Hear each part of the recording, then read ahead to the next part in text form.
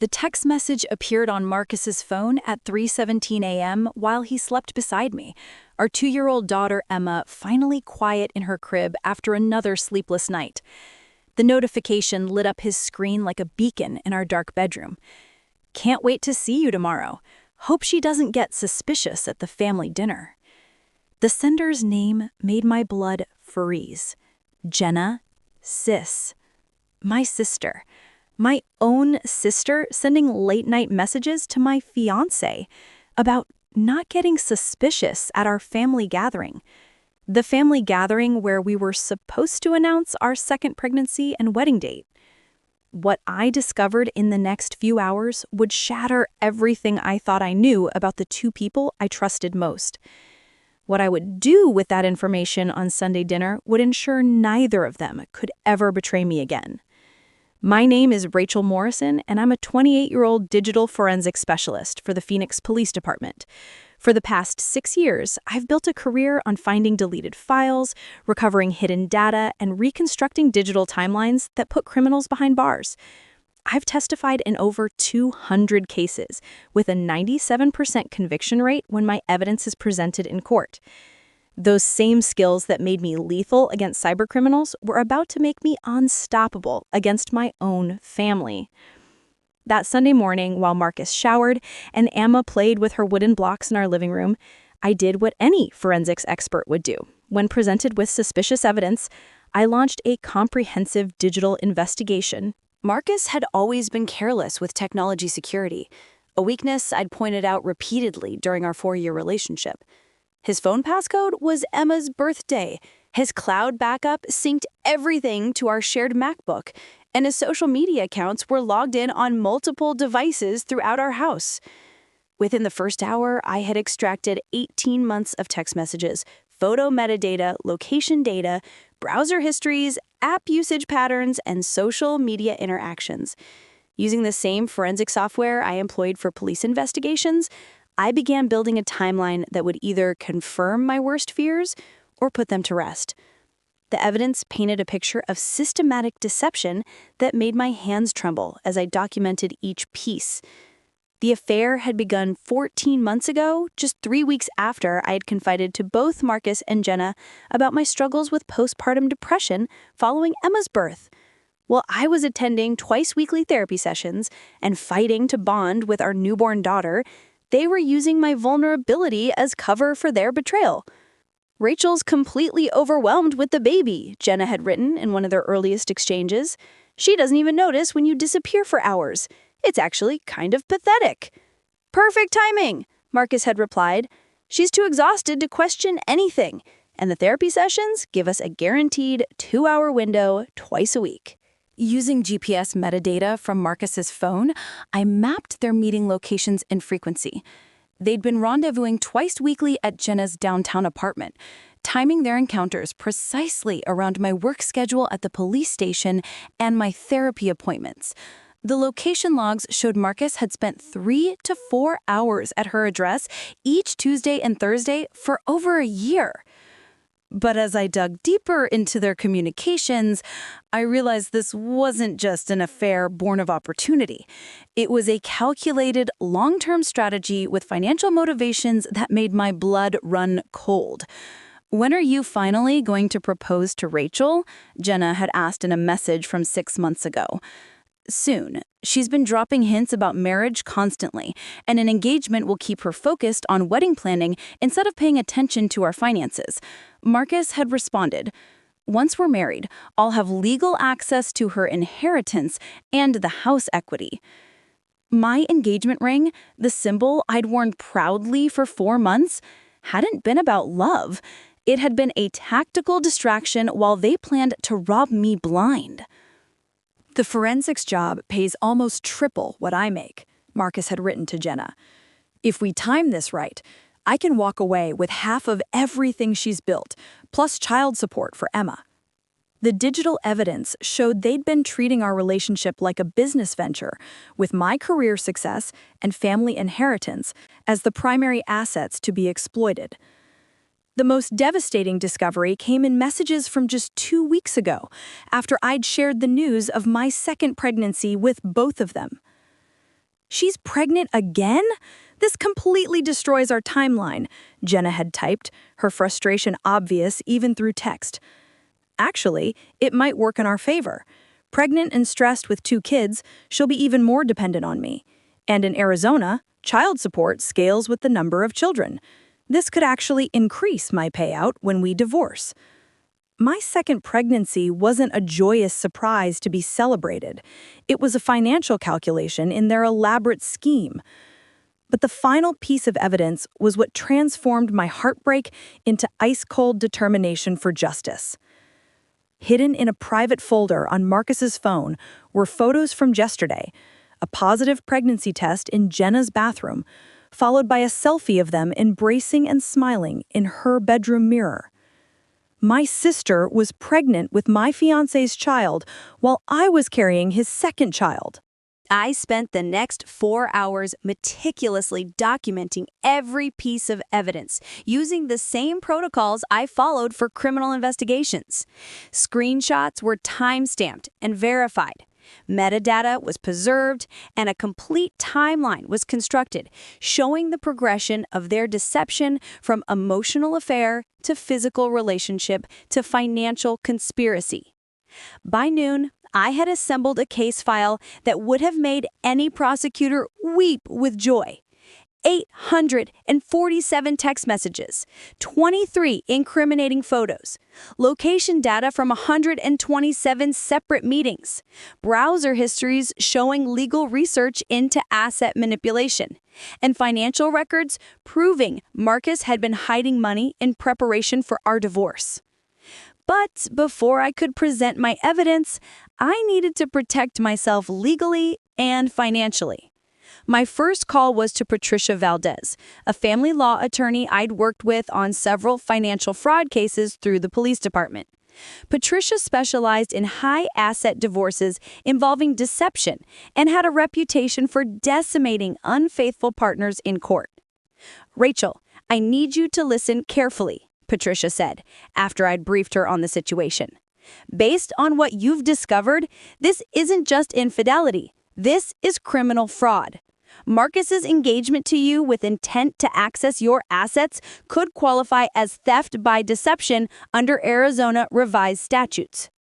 Within 2 hours, Patricia had filed emergency motions to freeze all joint accounts, remove Marcus from my mortgage and insurance policies, and establish temporary custody arrangements for Emma that would prevent him from taking her out of state. My second call was Captain Rodriguez, my supervisor at Phoenix PD, explaining that I'd uncovered evidence of financial fraud targeting myself and needed guidance on proper documentation procedures. "Document everything according to our evidence standards," Captain Rodriguez instructed. "If this escalates to criminal charges, we want your investigation to be bulletproof. And Rachel, I'm sorry you're going through this, but I'm not surprised you caught them. You're the best digital investigator in the department." My third call was to Dr. Amanda Chen, the psychologist I'd been seeing for postpartum depression, scheduling an emergency session to discuss the psychological impact of discovering systematic betrayal by the 2 people closest to me. "Your forensics training is actually an asset in processing this trauma," Dr. Chen explained during our Saturday evening session. "You can separate the emotional devastation from the factual evidence, which will help you maintain clarity during what's about to be a very difficult confrontation." By Sunday afternoon, I was psychologically prepared, legally protected, and armed with evidence that would destroy both of their lives. The family gathering was supposed to be a celebration. Mom had prepared her famous pot roast, Dad had opened a bottle of wine he'd been saving, and the dining room table was set with her good china. Extended family had driven in from across Arizona, Aunt Linda and Uncle Bob from Tucson, Cousin Sarah from Flagstaff, even my grandmother from Sedona. Everyone expected to celebrate our pregnancy announcement and discuss wedding plans. Instead, they were about to witness the methodical destruction of 2 family members who'd betrayed me in the most intimate way possible. "Everyone, I have something important to share. I announced at 4 p.m., pulling out my tablet as conversations died down around the living room. Mom, Dad, Jenna, Marcus, Aunt Linda, Uncle Bob, Cousin Sarah, and Grandma Rose all turned to look at me expectantly. I was planning to announce my pregnancy and finalize our wedding date today, but instead, I'm going to present evidence of a 14-month conspiracy between my fiancé and my sister. The word conspiracy cut through the room like a blade. Marcus went pale. Jenna's confident smile evaporated. These are authenticated text messages, photos, and location data extracted using the same forensic protocols I employ in criminal investigations, I said, switching into my courtroom testimony voice. The evidence shows systematic deception, financial fraud planning, and intimate betrayal spanning from February 2023 to present day. The room erupted in shocked gasps and confused questions. Dad stood up from his leather recliner, his face flushing red. Mom dropped her wine glass, staining her cream carpet. Beginning February 15th, 2023, I continued, reading from my tablet with clinical precision.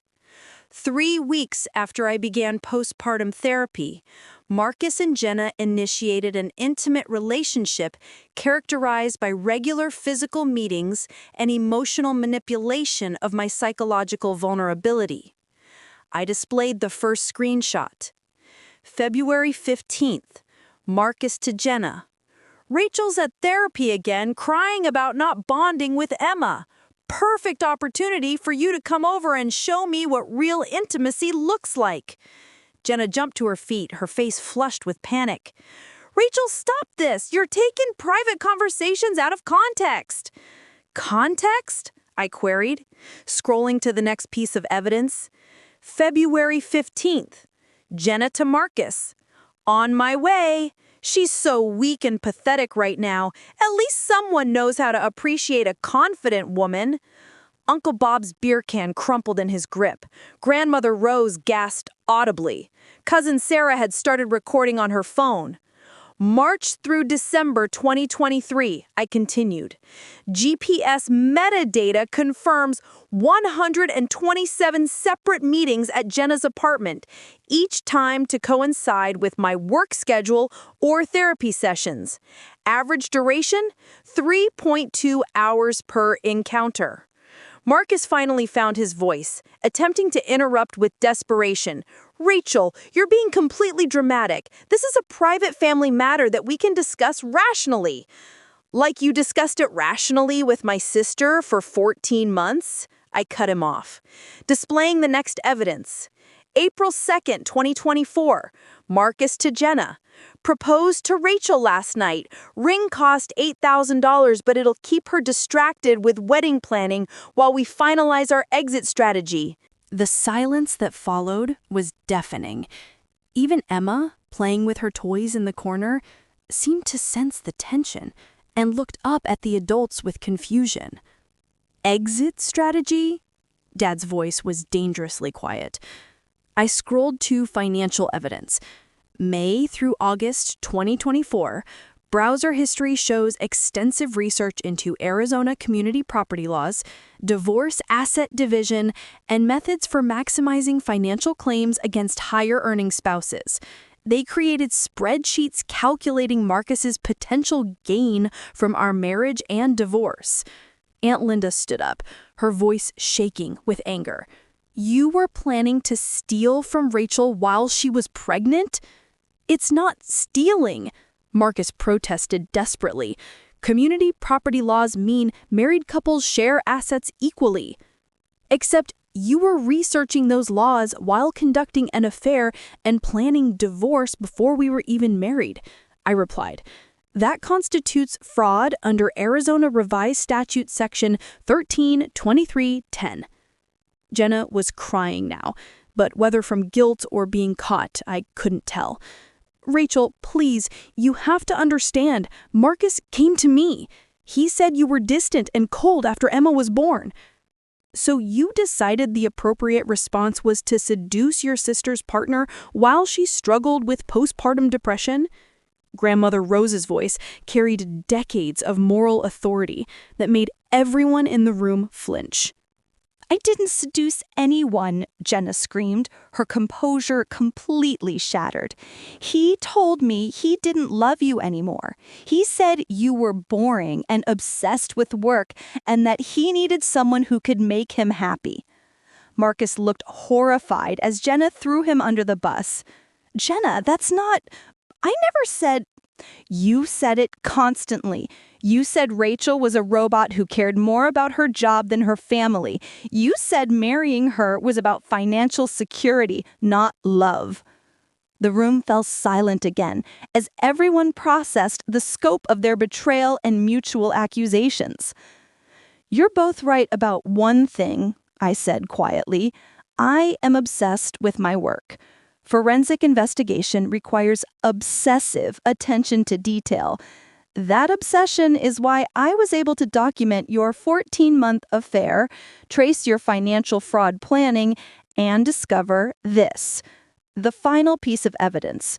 The pregnancy test photo from Jenna's bathroom with Marcus's reflection clearly visible in the mirror behind it. Yesterday's photo from Jenna's phone, a positive pregnancy test with my fiancé celebrating the conception of his child with my sister while I'm pregnant with his other child. Mom collapsed into her chair, staring at her daughters in horror. Jenna, you're pregnant? With Marcus's baby? Jenna's tears intensified, but she nodded mutely. Dad's face had turned nearly purple with rage. Get out of my house, both of you. Get out right now. Daddy, please, Jenna begged, reverting to childhood desperation. Rachel's making this sound worse than it really is. You're pregnant with your sister's fiancé's baby while she's carrying his child, Dad roared, his voice echoing through the house. How could it possibly be worse than that? Marcus made one final attempt at damage control. Mr. Morrison, I know this looks bad, but relationships are complicated. Rachel and I grew apart after Emma was born, and Jenna was there to support me emotionally. Support you emotionally by planning to defraud my daughter financially? Dad's voice dripped with disgust. I read those messages too, son. You were planning to steal Rachel's inheritance and house equity. I stood up, gathering my tablet and evidence files. I'm sorry everyone had to witness this, but I needed our family to understand why I can't have either of them in my life anymore. What about Emma? Mom asked desperately, looking at my toddler daughter who was still playing innocently with her blocks. She needs her father. Emma needs stability and honesty, I replied firmly. Not a father who sees her as leverage for financial manipulation and child support calculations. I turned to address Marcus directly for the first time since beginning my presentation. You're served. His face went white with panic. What do you mean, served? Legal papers were filed yesterday morning. You're being removed from all joint accounts, our mortgage, and Emma's custody arrangement pending court review. Since we were never legally married, you have no claim to assets I acquired before our relationship. Patricia Valdez had worked all weekend to ensure Marcus couldn't access my inheritance, house equity, or financial accounts. Every dollar he'd planned to steal was protected under Arizona's separate property laws. Furthermore, I continued, I'm requesting supervised visitation only for Emma, given your demonstrated pattern of deception and financial planning around abandoning your children for monetary gain. Marcus sank onto the couch, finally realizing the full scope of his situation. Without access to my income and assets, his entire lifestyle was unsustainable. I gathered Emma into my arms, her small body warm and trusting against mine. We're leaving now. Neither of you will be welcome in our lives going forward. As I walked toward the door, Jenna called after me desperately, Rachel, wait! What about our relationship? We're sisters." I paused at the threshold. Emma nestled against my shoulder. Sisters don't steal each other's partners while they're struggling with depression. Sisters don't plan to defraud each other financially. And sisters don't celebrate pregnancies that will destroy their siblings' families. The aftermath was swift and devastating for both betrayers. Within a week, Marcus discovered that his entire lifestyle had been dependent on my financial contribution. The apartment he'd planned to move into with Jenna required income verification he couldn't provide.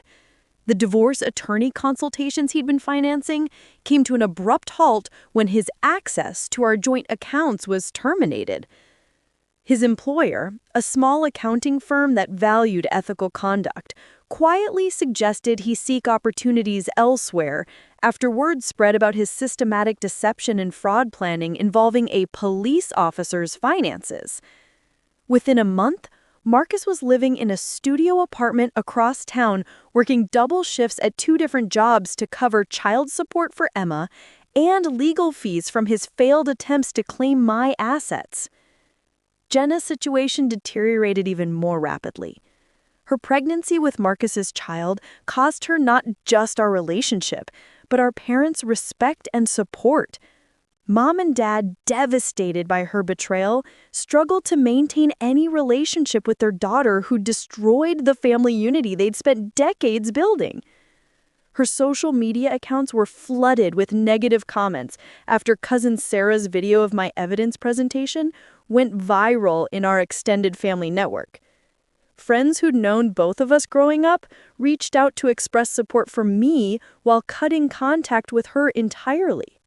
The wider family response was overwhelmingly supportive.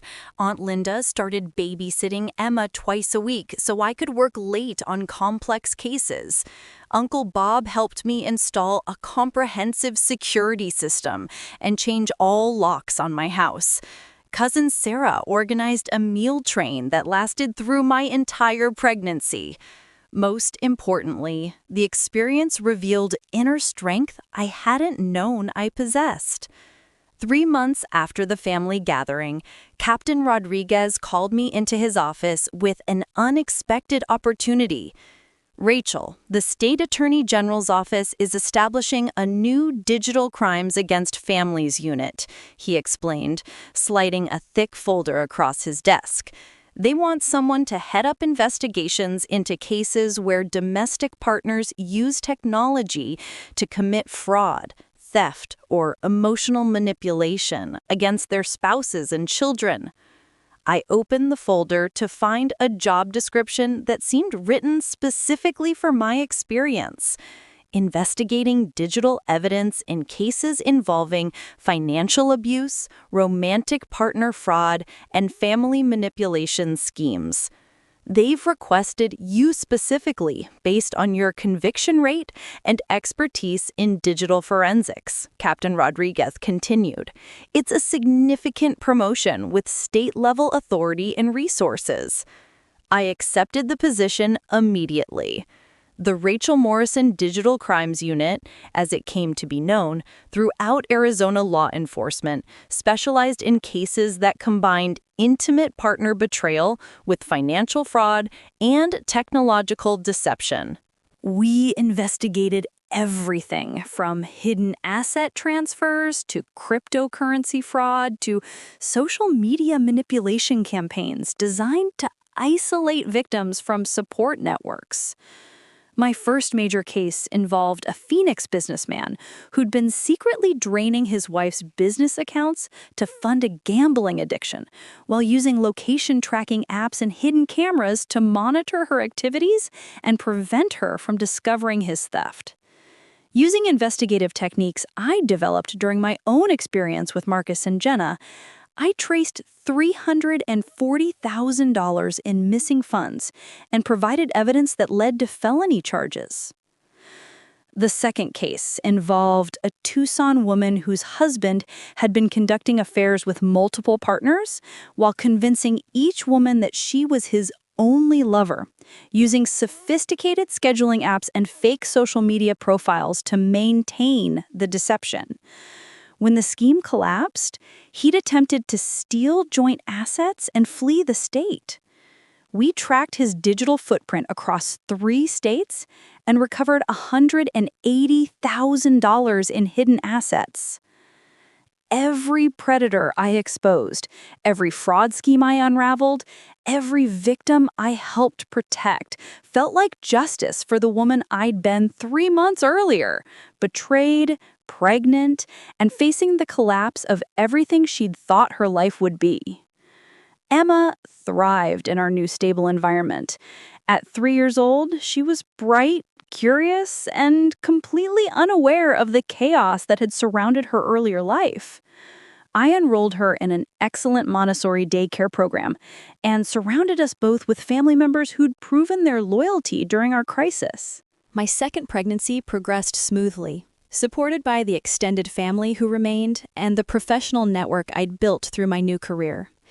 I named my son David, after my grandfather who'd left me the inheritance Marcus had tried to steal. Marcus's attempts to maintain relevance in our lives grew increasingly pathetic and desperate. His court-ordered supervised visits with Emma were frequently canceled when he couldn't afford the mandated supervision fees. His child support payments were consistently late and insufficient, resulting in wage garnishment orders that further destroyed his already damaged credit. His relationship with Jenna imploded spectacularly within 6 months of their exposure. Pregnancy hormones combined with financial stress revealed the fundamental selfishness and entitlement that had driven their affair. They blamed each other for the loss of family support, each claiming the other had initiated the relationship and pushed for riskier behavior. Jenna gave birth to a daughter, Sophia, whom she raised alone while working part-time as a dental receptionist and living in our childhood bedroom at Mom and Dad's house. Our relationship remained completely severed, though Mom occasionally provided updates I neither requested nor wanted. The most satisfying consequence came 18 months later, when Marcus was arrested for embezzling funds from his current employer. His established pattern of financial deception, thoroughly documented in my evidence files and legal proceedings, helped prosecutors build an ironclad case that resulted in felony charges and a 3-year prison sentence. During his sentencing hearing, I submitted a victim impact statement describing how his systematic deception and planned exploitation had affected not just me, but our children's future security and family stability. The judge referenced my statement when imposing the maximum sentence allowed under Arizona law. At 31, I'd built something Marcus and Jenna could never have imagined, from the boring, analytical robot they'd betrayed, a statewide reputation as Arizona's premier expert in digital crimes involving family fraud, a support network of people who valued honesty and loyalty over manipulation, and 2 beautiful children who would grow up understanding the difference between authentic love and calculated exploitation. The Sunday dinner or I'd expose their affair had been intended as another family gathering where they could sit across from me, sharing secret smiles and inside jokes, while I remained oblivious to their betrayal. Instead, it became the moment when their carefully constructed deception collapsed under the weight of evidence they'd never expected me to find. Standing in my new office at the State Attorney General's headquarters 2 years later, surrounded by commendations from law enforcement agencies across Arizona and case files representing hundreds of families I'd helped protect from intimate partner fraud, I thought about the woman I'd been that terrible Sunday morning, devastated, pregnant, and facing the destruction of everything she'd thought her life would be. She deserved to know that her pain wouldn't be wasted, that her forensic expertise would become a weapon protecting countless other families, and that sometimes the most devastating betrayals create the strongest foundations for meaningful work that transcends personal trauma. The family gathering they dreaded me becoming suspicious at had instead become their complete exposure and professional destruction. My supposed obsession with boring analytical work had been exactly what destroyed their ability to continue deceiving me and stealing from our family's future. Marcus had calculated that his charm and Jenna's family connection would allow them to manipulate me indefinitely while planning their eventual abandonment with maximum financial benefit. Instead, their own digital communications had provided the evidence that protected my children's security and launched a career dedicated to preventing similar betrayals across Arizona. That felt like exactly the justice they deserved and exactly the future I'd choose to build from the ashes of their systematic deception.